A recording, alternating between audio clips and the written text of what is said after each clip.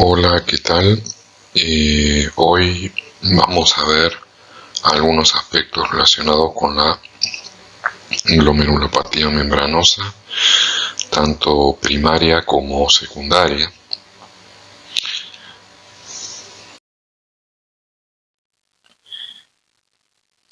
Como sinónimos a esta glomerulopatía se la conoce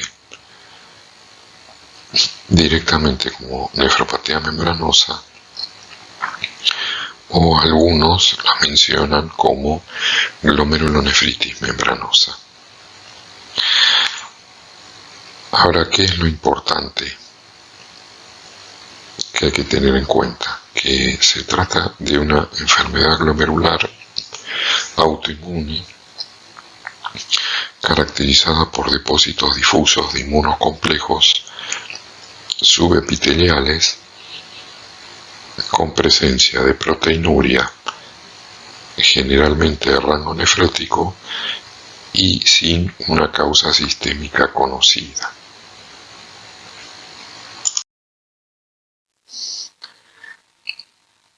En cuanto a la etiología y patogenia, se trata de una enfermedad autoinmune con formación in situ de complejos inmunes glomerulares. Dentro de los autoantígenos identificados, uno de los primeros que fue caracterizado es el receptor 1 de la fosfolipasa 2, el cual se encuentra localizado en la membrana citoplasmática tanto de podocitos como de túbulos contorneados proximales. La subclase de inmunoglobulina identificada, la cual se dirige hacia el receptor de la fosfolipasa 2, son del tipo IgG4, que se encuentran presentes en el 70% de los individuos con glomerulopatía membranosa primaria. En estudios de colocalización se pudo observar claramente la presencia de IgG4 en los glomérulos en los mismos lugares en donde se encuentra dicho receptor. Algo interesante es que la proteinuria puede persistir durante meses, incluso después que los autoanticuerpos dejan de ser detectados.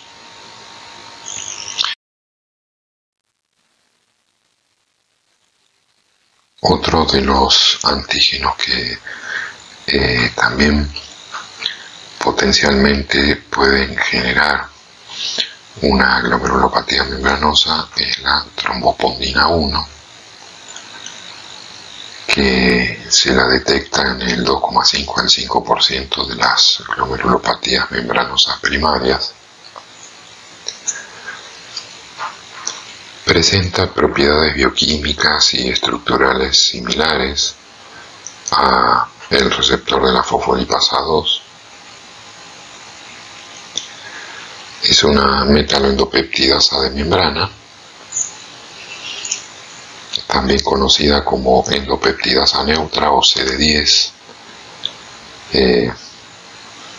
que es aquel marcador que solemos emplear con cierta frecuencia cuando exploramos el fenotipo de un proceso linfoproliferativo.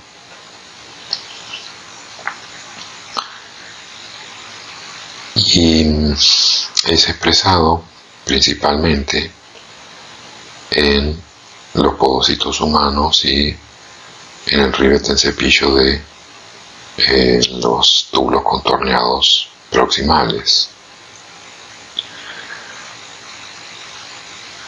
Un aspecto interesante es que los anticuerpos maternos contra esta molécula atraviesan la placenta y se depositan en los podocitos fetales, eventualmente pudiendo generar una glomerulopatía membranosa primaria congénita. Otras de las moléculas involucradas en esta glomerulopatía es la aldosa reductasa y la superóxido dismutasa 2, que son expresadas principalmente por las células epiteliales tubulares, no en los glomérulos normalmente, pero sin embargo pueden estar reguladas positivamente en los podocitos de las glomerulopatías membranosas primarias. La IgG4 reconoce a estos antígenos y, como sucede también con los antígenos anteriores, se colocaliza en los depósitos subepiteliales durante o en el transcurso de la glomerulopatía membranosa. En este esquema podemos ver un poco el resumen a través del cual se generan las glomerulopatías membranosas primarias. Por un lado,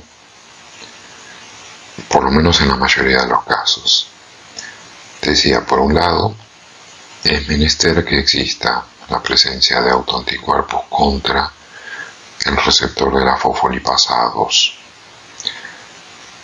Este receptor se encuentra en la membrana citoplasmática de los podocitos y en el ribete en cepillo de los túbulos contorneados proximales. La subclase de inmunoglobulina que se encuentra involucrada es la IgG4. Estos autoanticuerpos se encuentran en el 70% de las nefropatías membranosas primarias y permanecen elevados durante la fase aguda de la enfermedad. Como consecuencia del tratamiento, los mismos se reducen significativamente o pueden ser ausentes y por lo tanto se los emplea como marcadores de respuesta al tratamiento y de progresión de la misma glomerulopatía.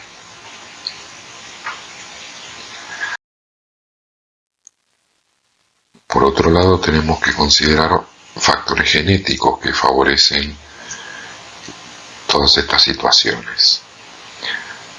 Se conocen dos loci frecuentemente asociados a este tipo de glomerulopatía. Por un lado el alelo HLA de QA1 y por el otro el alelo PLA2R, que es precisamente el que corresponde al receptor de la fosfolipasa 2.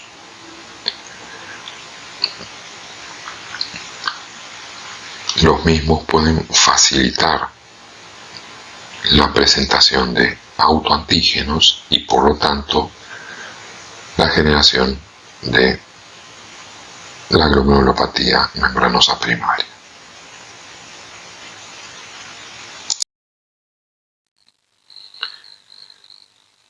Desde el punto de vista clínico,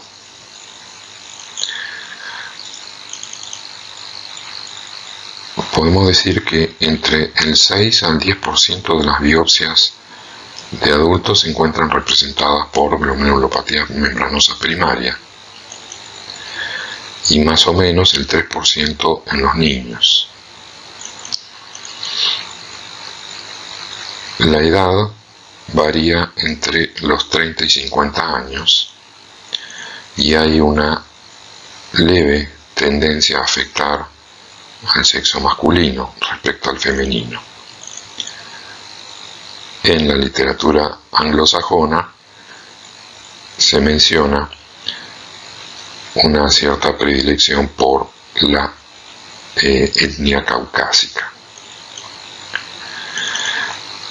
Los pacientes suelen presentarse con síndrome nefrótico o con proteinuria asintomática, pero de rango nefrótico. Pueden también presentar hematuria, y si se encuentra la hematuria, frecuentemente es microscópica y en muy raras ocasiones es macroscópica.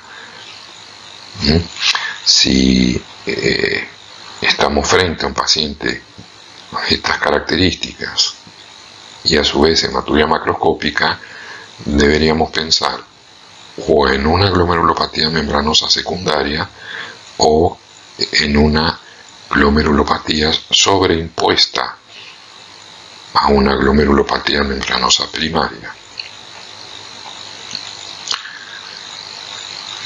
Puede existir trombosis de la vena renal con algunos signos histológicos que después vamos a ver. Y en cuanto al laboratorio, es hoy por hoy muy importante la detección de los autoanticuerpos anti-PLA2R1, que son no solo empleados para el diagnóstico, sino también sirven como marcador de respuesta al tratamiento y predictor de la recuperación del paciente frente a esta glomerulopatía.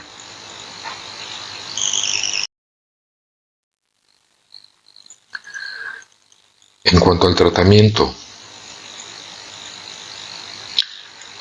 se emplean una serie de drogas, pero hasta el momento con éxito limitado, como lo son la prednisolona, el micofenolato mofetil, el rituximab también se lo ha ensayado, y en ocasiones el clorambucil y la ciclofosfamida, que son inmunosupresores que incluso se utilizan en algunos esquemas quimioterápicos. Desde el punto de vista del pronóstico, el 50% de sobrevida renal a los 10 años es el nivel que se ha detectado en el hemisferio occidental hasta el momento. En Japón existen publicaciones que dicha sobrevida funcional renal alcanza el 90%. El 33% de los pacientes pueden tener remisión espontánea. También el 33% pueden permanecer estables con una escasa progresión hacia la insuficiencia renal crónica. Otro 33% pueden progresar a una enfermedad crónica terminal, y entre el 10 al 30% recurre luego del trasplante renal. Es una de las glomerulopatías que suele presentarse nuevamente en un injerto. Entre el 10 al 50% de los pacientes experimentan una pérdida del trasplante luego de la recurrencia de la glomerulopatía membranosa.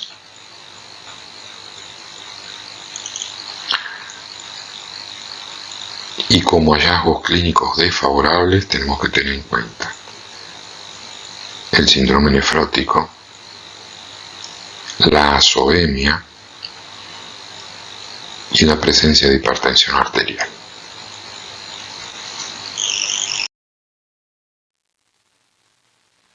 Desde el punto de vista histológico en los glomérulos, y dependiendo del estadio evolutivo de la glomerulopatía membranosa, podemos encontrar glomérulos sin cambios significativos, especialmente en el estadio 1, en donde los depósitos subepiteliales son observables solo con microscopía electrónica. Con hematoxilina y eosina, las membranas basales glomerulares pueden encontrarse engrosadas. También podemos encontrar lo que denominamos espículas subepiteliales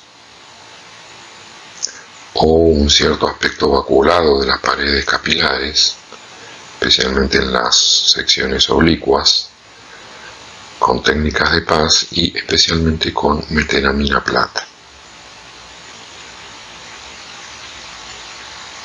En la glomerulopatía membranosa primaria solemos encontrar ausencia o un muy escaso incremento de la celularidad mesangial. Cuando esto no sucede, es decir, que encontramos un franco incremento de núcleos en el compartimiento mesangial, tenemos que pensar en la posibilidad de una membranosa secundaria, especialmente si dicho incremento de la celularidad mesangial no es uniforme en todos los glomérulos. Podemos encontrar también esclerosis glomerular, tanto global como segmentaria, especialmente en los estadios más avanzados. Generalmente hay una ausencia de infiltrados inflamatorios glomerulares. Contrariamente a esto, nos debe hacer pensar en una glomerulopatía membranosa secundaria. Una particularidad es que la presencia de neutrófilos sugiere trombosis de la vena renal o eventualmente otro mecanismo sobreimpuesto, es decir, otra glomerulopatía. Por ejemplo, la presencia de anticuerpos antimembrana basal glomerular o anticitoplasma de neutrófilos, es decir, ANCA.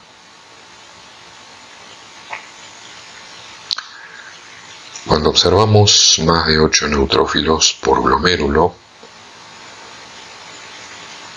se suele asociar dentro o en el contexto de una glomerulopatía membranosa primaria con una neoplasia subyacente.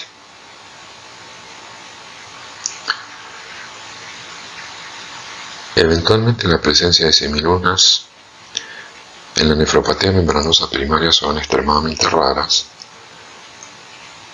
pero esto no sucede así si la membranosa primaria se asocia a una glomerulopatía vinculada a los anticuerpos ANCA, es decir, anticuerpos anticitoplasma neutrófilos o anticuerpos antimembrana basal glomerular.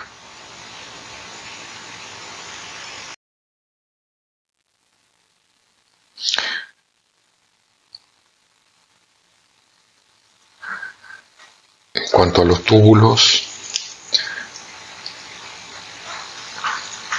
podemos encontrar vacuolas de reabsorción proteica, especialmente en los túbulos contorneados proximales.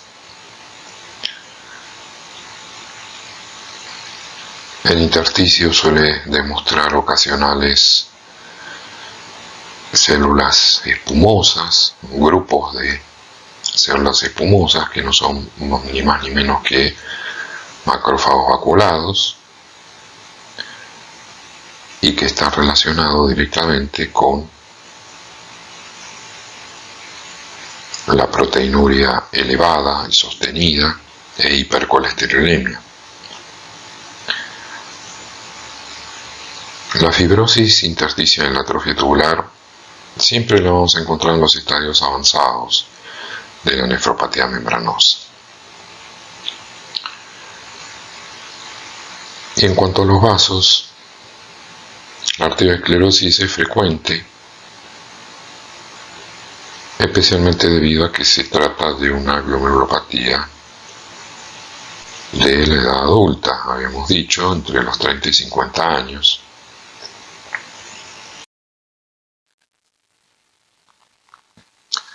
Aquí vemos una imagen histológica de un glomérulo con técnica de Paz, en donde podemos apreciar escasa celularidad mesangial, con cierto incremento de neutrófilos,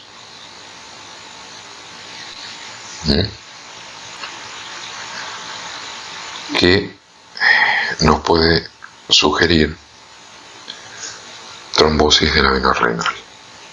También, como habíamos mencionado antes, la presencia de más de 8 neutrófilos por glomérulo puede sugerir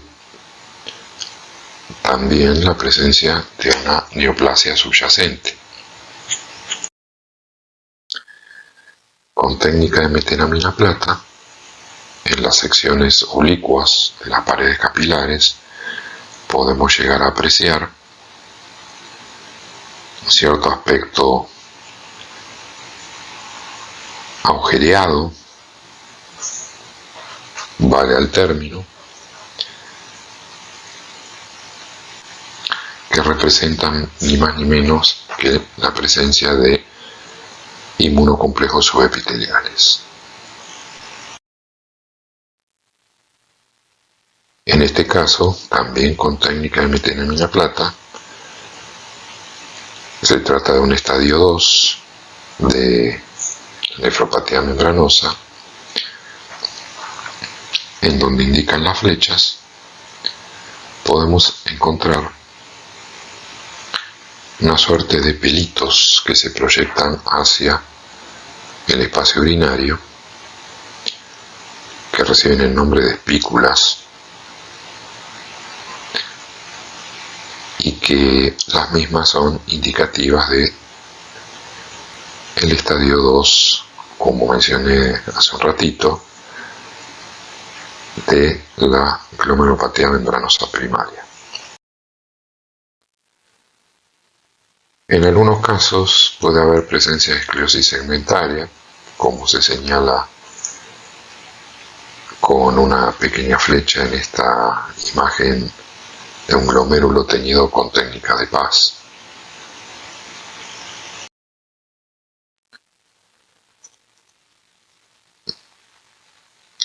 También fuimos mencionando que la glomerulopatía membranosa primaria puede tener sobreimpuesto otras glomerulopatías, dos frecuentemente. Una es la glomerulonefritis pauciinmune, es decir, asociada a los anticuerpos anticitoplasma neutrófilos, como vemos en este caso, en un glomérulo teñido con técnica de Paz.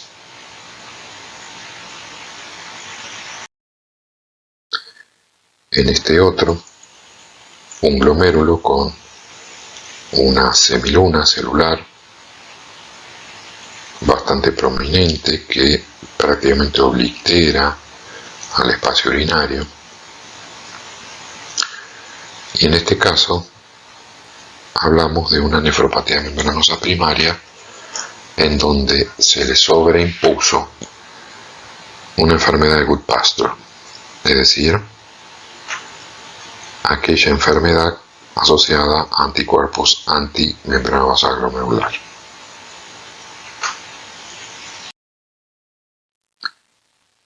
Habitualmente, con inmunofluorescencia directa, solemos encontrar un patrón granular de membrana, como en este caso para inmunoglobulina G.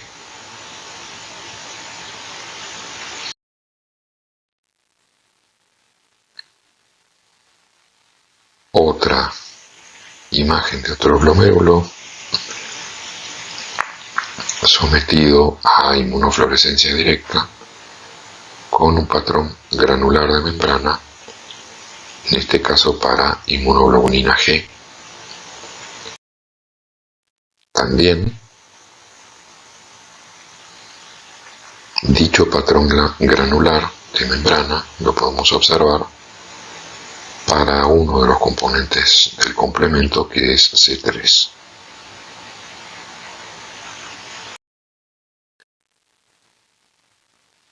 En estas tres imágenes, que son la resultante de un estudio de colocalización, podemos advertir la presencia de inmunoglobulina G4 y el receptor de la fosfolipasa 2, que luego de la superposición de ambas imágenes anteriores en esta última resultante denominada merge de amarillo, nos representa las zonas de colocalización tanto del receptor como del anticuerpo a nivel glomerular.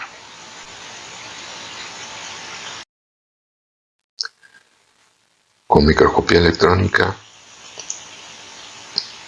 podemos ejemplificar los 4 estadios evolutivos de la nefropatía membranosa primaria.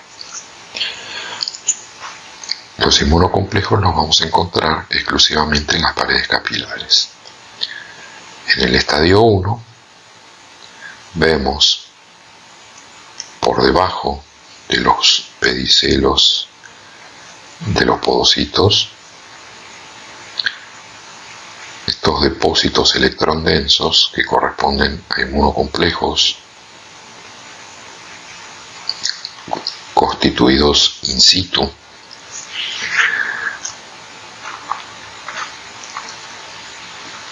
Y desde el punto de vista histológico, los mismos glomérulos pueden no presentar cambios significativos estructurales. En cambio, en el estadio 2, los inmunocomplejos incrementan su tamaño y su extensión, siempre a partir de las zonas subepiteliales, y es en este estadio en donde con técnica de metenamina plata podemos observar la presencia de espículas. En el estadio 3, los inmunocomplejos incrementan su tamaño y comienzan a internalizarse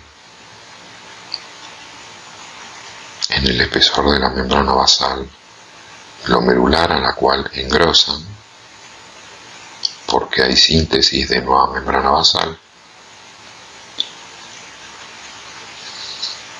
y en el estadio 4 podemos encontrar algunos vestigios de inmunocomplejos,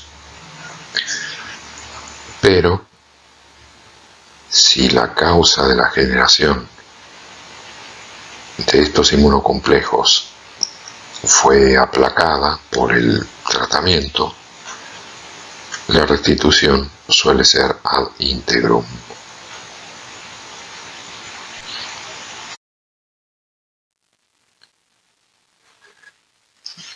Dentro de los diagnósticos diferenciales, lógicamente las nefropatías membranosas secundarias.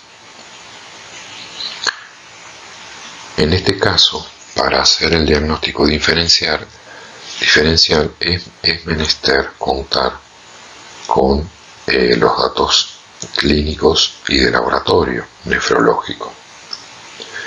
Para todas las biopsias, para el diagnóstico de todas las biopsias renales, pero particularmente para esta diferenciación.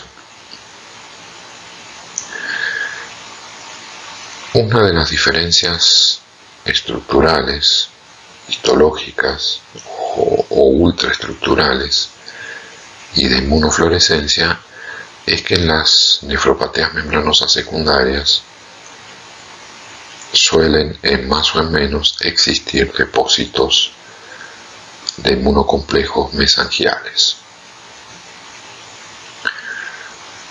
En las formas secundarias, el receptor, los depósitos en donde está involucrado el receptor de la fosfolipasa 2 se encuentra presente en menos del 10% de los casos. También tenemos que hacer el diagnóstico diferencial con la glomerulonefritis posinfecciosa. En este caso, y desde el punto de vista histológico, con técnicas de metenamina plata y con microscopía electrónica, podemos asegurar la carencia de espículas en la nefropatía posinfecciosa, pero sin la presencia de los denominados HAMS o jorobas subepiteliales.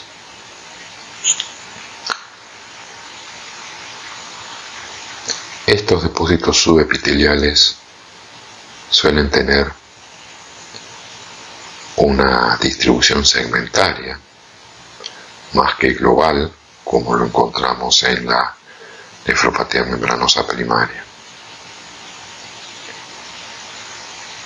Podemos encontrar además depósitos mesangiales y subepiteliales coexistiendo. También otro elemento que nos ayuda a hacer la distinción es la hipercelularidad mesangial, con frecuente exudación de leucocitos.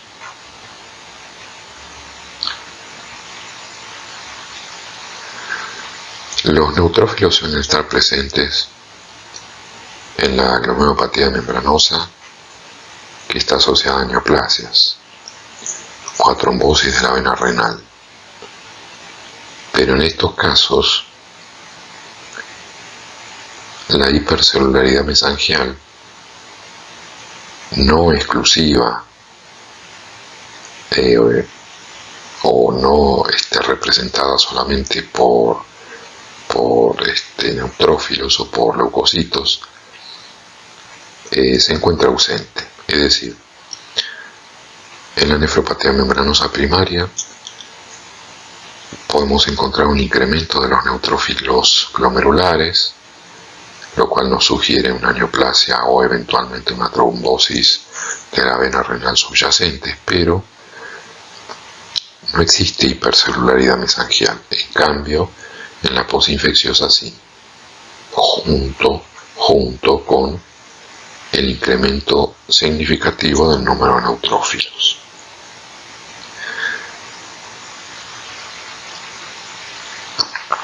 Otro de los diagnósticos diferenciales es con la clase 5 de la OMS de la nefritis lúpica, que es la forma membranosa de la nefritis lúpica. En este caso lo que vamos a encontrar es la presencia de depósitos mesangiales con inmunofluorescencia directa, generalmente del tipo full house, o sea que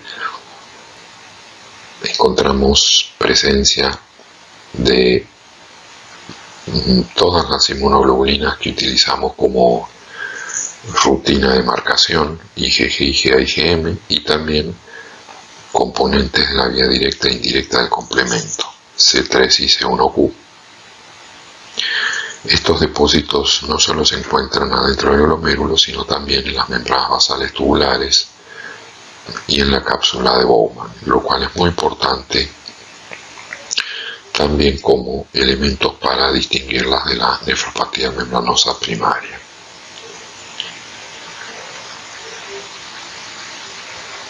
También con microscopía electrónica podemos encontrar algo que en la nefropatía membranosa primaria no solemos encontrar, que es la fusión de depósitos subepiteliales y subendoteliales en las membranas basales glomerulares. Bueno, ahora pasamos a considerar a las glomerulopatías membranosas secundarias, que son aquellas que se encuentran en asociación con un trastorno subyacente, ya sea una infección o la administración de algún agente terapéutico, o agregaríamos una patología inmunológicamente mediada sistémica.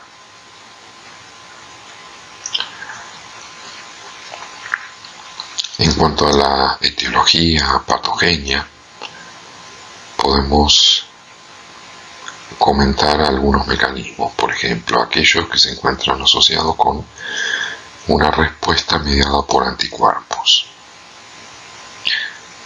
Se trata de una respuesta crónica a un determinado organismo, microorganismo, autoantígenos, aloantígenos o antígenos exógenos que persisten en el huésped durante meses o años. Los depósitos subepiteliales que se van conformando probablemente son el resultado de la formación in situ de complejos inmunes, al igual que lo que sucede con la glomerulopatía membranosa primaria. Pero también este tipo de glomerulopatía contemplan otros dos mecanismos, por ejemplo, aquellos que resultan de la conformación de complejos inmunes mesangiales, probablemente provenientes de complejos inmunes circulantes, o también los complejos inmunes se pueden producir como consecuencia de antígenos circulantes plantados y que los mismos forman in situ depósitos mesangiales y subepiteliales.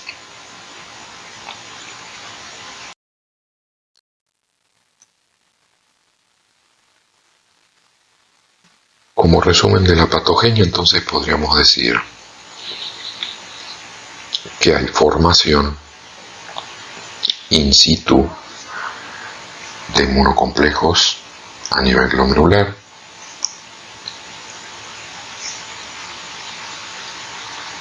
por otro lado podemos encontrar que las glomerulopatías membranosas se generan a partir del depósito de inmunocomplejos circulantes, o los inmunocomplejos se generan a partir de los denominados antígenos plantados. Estos son los tres grandes mecanismos patogénicos que traen como resultado la conformación de una nefropatía membranosa. En este caso, cuando el mecanismo corresponde a la formación in situ de inmunocomplejos, nos estamos refiriendo a las glomerulopatías membranosas primarias. Estos otros dos mecanismos se asocian más que nada con las formas secundarias de nefropatía membranosa.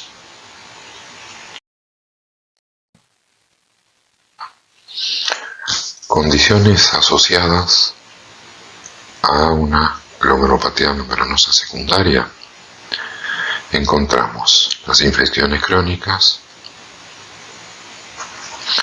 encontramos las enfermedades autoinmunes, las neoplasias malignas,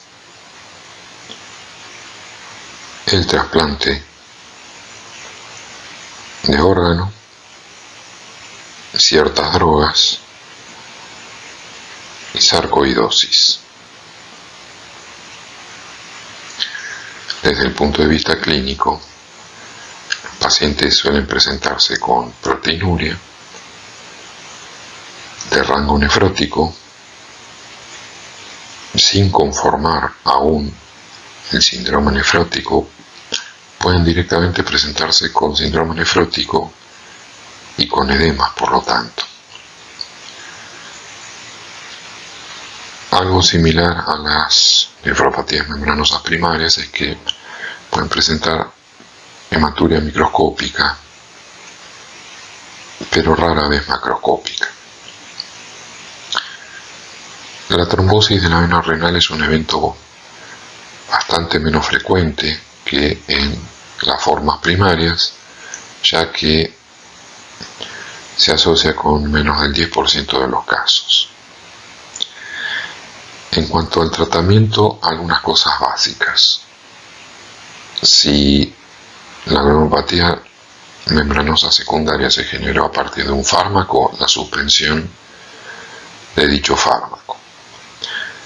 Si se generó a partir de un proceso infeccioso, la administración de antibióticos. La administración de un tratamiento inmunosupresor frente a enfermedades autoinmunes. El tratamiento de una neoplasia, si fue la causa subyacente. El pronóstico suele ser favorable si se controla la causa subyacente. Desde el punto de vista histológico, algunos elementos para mencionar. En las formas secundarias también podemos encontrar espículas subepiteliales con técnicas de metenamina plata principalmente, pero también con técnica de Paz, pero también con el tricrómico de Masson podemos encontrar, debido al tamaño de los inmunocomplejos, podemos encontrarlos y podemos observarlos con tricrómico de Masson. Esto es tan así que es fácilmente corroborado cuando observamos una clase 5 de la OMS de la nefropatía lúpica con técnica de tricrómico. Hay variable hipercelularidad mesangial dependiendo de lo que haya causado la glomerulopatía membranosa secundaria. Podemos también encontrar el fenómeno de incremento de el número de neutrófilos en el interior de las luces capilares, lo cual también puede estar asociado a una neoplasia subyacente o a la trombosis de la vena renal. La presencia de trombosis en los capilares glomerulares está fuertemente asociado con una neoplasia maligna subyacente. Y los túbulos, intersticios y vasos van a presentar las alteraciones correspondientes a la causa subyacente que haya generado la glomerulopatía secundaria.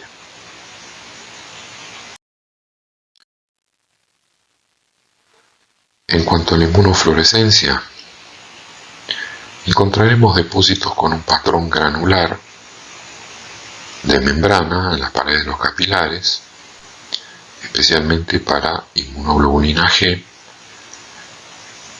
y eventualmente para cadenas livianas kappa y lambda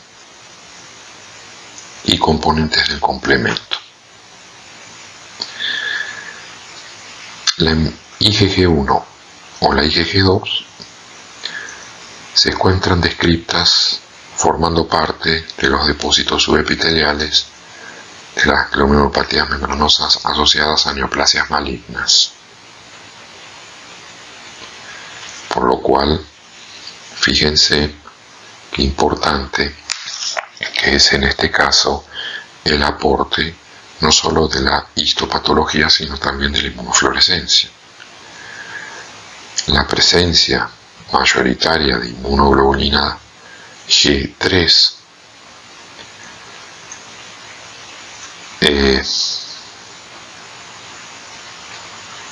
se vincula más que nada con la clase 5 de la OMS, que es la glomerulopatía membranosa lúpica.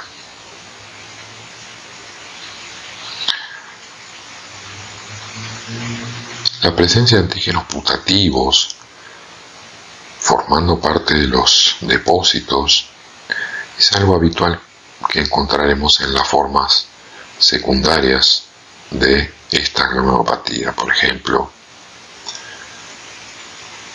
el antígeno carcinoembrionario,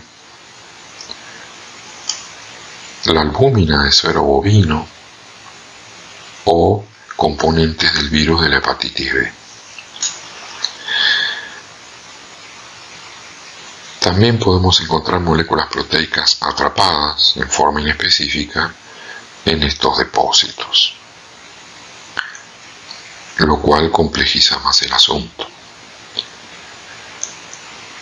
La presencia de depósitos de inmunoglobulinas en las membranas basales tubulares es frecuente en el lupus, máxime si son de la subclase 3.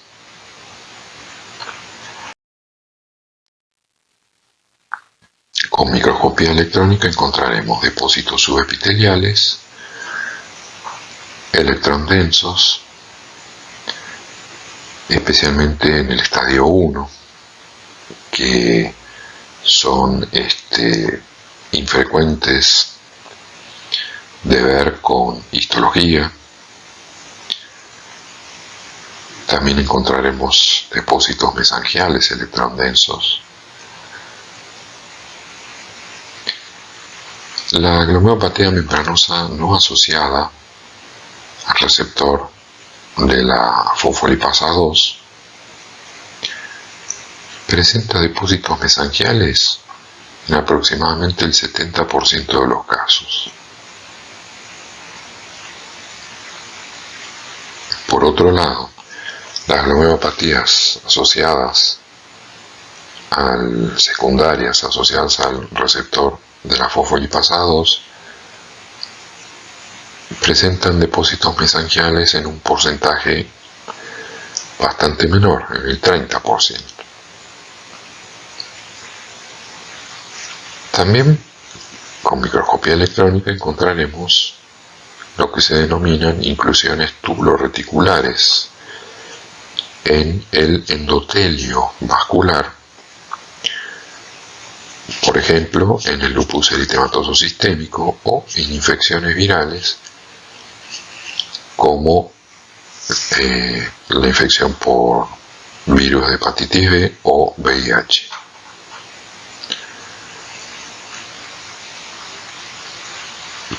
Por otro lado, los depósitos electrondensos observables en la membrana basal de la cápsula de Bowman los vamos a encontrar tanto en el lupus como en muy contados casos de glomerulopatía membranosa pero primaria.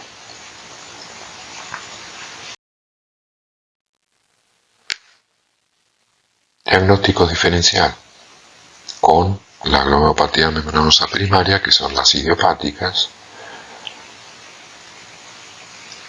Una minoría de los casos presenta depósitos mesangiales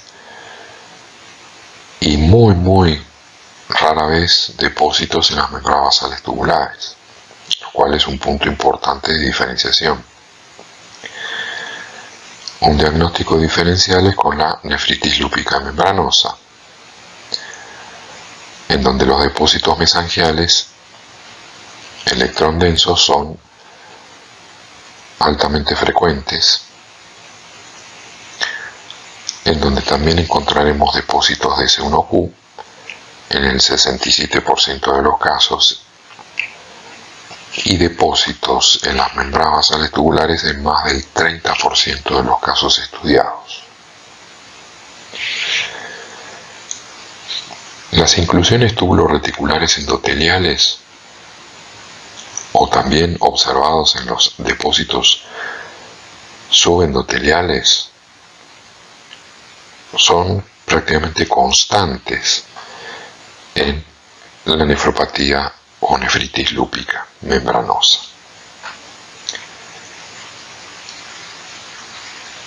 También tenemos que hacer el diagnóstico diferencial con otras causas de nefropatía membranosa secundaria.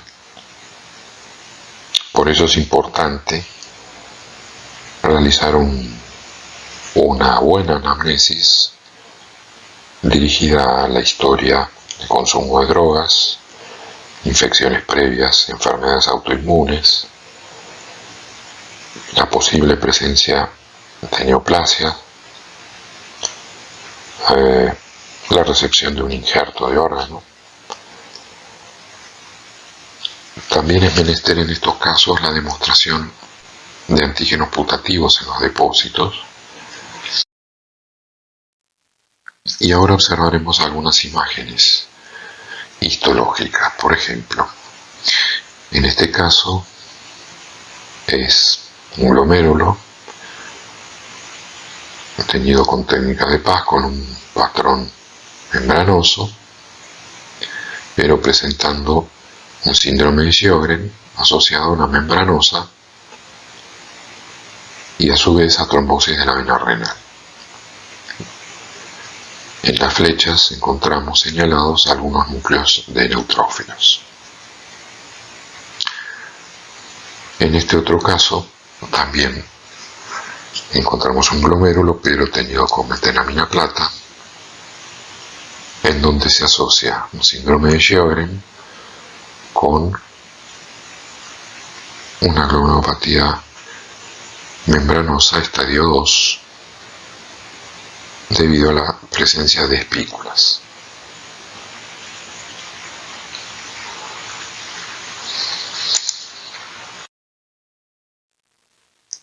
En este caso encontramos un glomérulo en una biopsia teñida con hematoxilina de eosina, pero con presencia de múltiples trombosis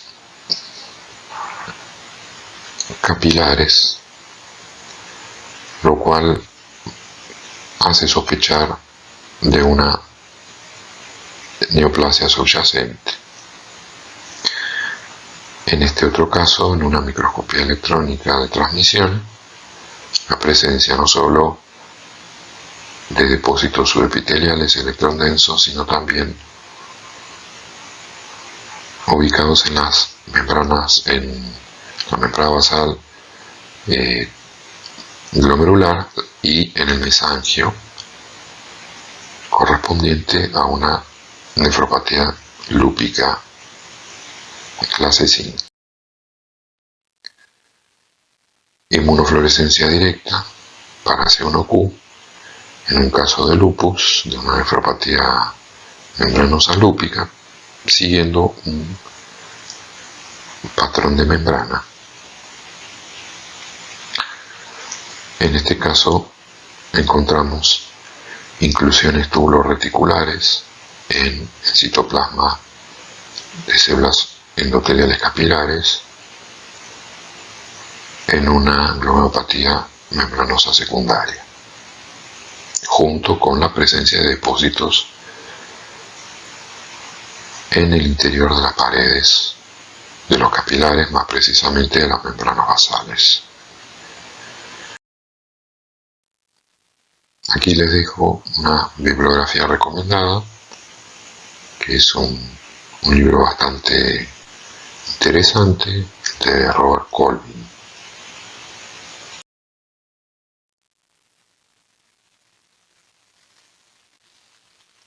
Les agradezco la atención y hasta la próxima.